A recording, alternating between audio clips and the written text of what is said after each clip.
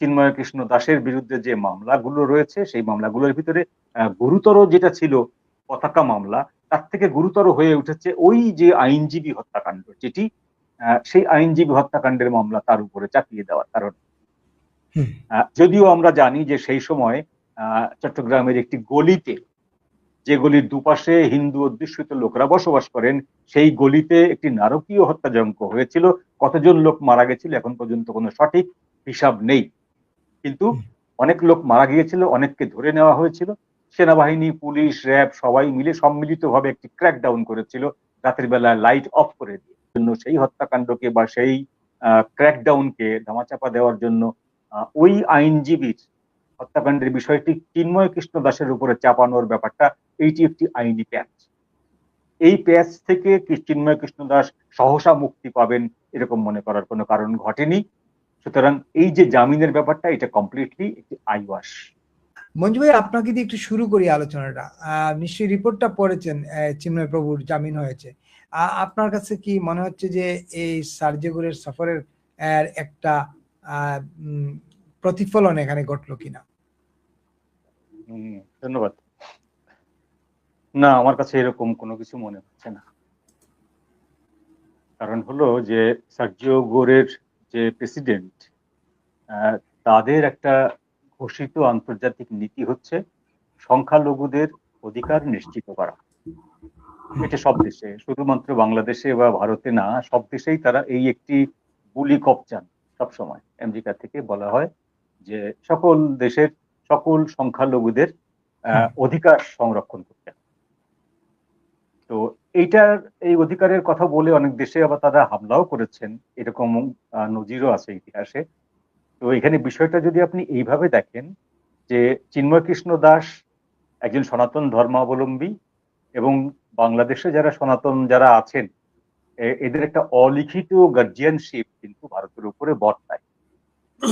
ভারতের বিভিন্ন রাজনীতিবিদরা মাঝে মাঝে স্বীকারও করেন যে আহ, সারা পৃথিবীতে যেমন 52টি মুসলিম দেশ আছে, সেই মুসলিম দেশের একাধিক গার্ডিয়ান আছেন, একাধিক প্রতিষ্ঠান আছে মুসলিম দেশের। যেমন মুসলিম একটা ফিনান্সিয়াল ফান্ডও আছে মুসলিম দেশগুলোর। হুম, তারপরে মুসলিম জাতিগুলোর মধ্যে আবার একটা ওআইসি আছে যেমন একটা, সেরকম গুলো কিন্তু হিন্দুদের ভিতরে বা সনাতনীদের ভিতরে কিন্তু এরকম কোনো কিছু নাই। সারা পৃথিবীতে যেখানে যেখানে সনাতন ধর্মাবলম্বী লোক আছে তাদের কিন্তু এরকম কোনো আন্তর্জাতিক সংগঠন নাই যে তারা সনাতন ধর্মাবলম্বী লোকদের হয়ে কথা বলবেন। সুতরাং এই কথা বলার ব্যাপারটি একতরফা ভাবে বর্তায় হচ্ছে ভারতের উপরে। ভারত যেহেতু পৃথিবীর সবচেয়ে বেশি সনাতন ধর্মাবলম্বী লোকের আশ্রয়স্থল, সেই জন্য ভারতের উপরে এটা বাই ডিফল্ট বর্তায়, এবং ভারত সেটা স্বীকারও করে, এবং সেই সনাতন ধর্মাবলম্বী লোকদের জন্য ভারতের উদ্যোগও আছে। তো এইখানে যদি আপনি দুটো বিষয়কে পাশাপাশি রাখেন, যে পার্শ্ববর্তী ভারত যাদের উপরে বাংলাদেশ অনেকাংশে নির্ভরশীল, সেই ভারত চিন্ময় কৃষ্ণ দাসকে মুক্ত করতে বলছে, তার মামলা প্রত্যাহার করতে বলছে। পাশাপাশি মার্কিন যুক্তরাষ্ট্র এবং তাদের একজন রাষ্ট্রদূত, তিনিও বলছেন চিন্ময় কৃষ্ণ দাস সহ সকল সংখ্যালঘুদের অধিকার সংরক্ষণ করতে, তাদের বিরুদ্ধে যে আনীত বিচারগুলো আছে, অভিযোগগুলো আছে, সেগুলো যথাযথভাবে আইনি প্রক্রিয়ায় নিষ্পত্তি করতে এবং তাদের যেন ন্যায় বিচার নিশ্চিত হয় সেটি নিশ্চিত করতে। তাহলে সরকারের পক্ষে কোনটা আমলযোগ্য? নিশ্চিতভাবে ভারতের প্রত্যাশাটা বা ভারতের বক্তব্যটা। তো সেখানে আমরা জানি ভারতে এই বক্তব্যটা কোট আনকোট ব্যাংকক যে সামিট হয়েছিল, সেই সামিটে ডক্টর ইউনূসের সাথে যে সাইড বৈঠক হয়েছিল নরেন্দ্র মোদীর, সেই সময় নরেন্দ্র মোদী ডক্টর ইউনূসকে এই বিষয়টি স্মরণ করিয়ে দিয়েছিলেন। সেটি রিকোয়েস্ট ছিল, না চাপ ছিল, না দাবি ছিল, এর কোনোটিই কিন্তু আমরা জানি না। সেই সময় থেকে আজ পর্যন্ত যখন চিন্ময় কৃষ্ণ দাসের জামিন হয়নি, তখন আমরা ধরে নেব হয় ওই বক্তব্যটি পুরোটাই ভুয়া ছিল, নরেন্দ্র মোদী আদৌ এরকম কোনো কথা ইউনূসের সামনে বলেননি, অথবা নরেন্দ্র মোদী সেই বক্তব্যটিকে প্রফেসর ইউনূস অবজ্ঞা করার দুঃসাহস দেখিয়েছে। এবং সেটি এখনো বিএনপি সরকার সেইটার ধারাবাহিকতা বজায় রেখেছে। তো সেই যেখানে একজন নরেন্দ্র মোদী মোস্ট পাওয়ারফুল এই সাবকন্টিনেন্টে বা এই অঞ্চলে মোস্ট পাওয়ারফুল একজন সরকার প্রধান, তার বক্তব্য যদি ডক্টর ইউনূস এবং তারেক রহমানের বিএনপি যদি আমলে না নেয়, সেখানে সার্জিও গৌরের কথা আমলে নেবে এটা ভাবার কোনো কারণ নেই। সুতরাং আমি মনে করি যে এইটা সার্জিও গোরের সফরের ফলে এই ঘটনাটি ঘটেছে এমন কোনো প্রমাণ আমরা পাই না বা আলামতও পাই না।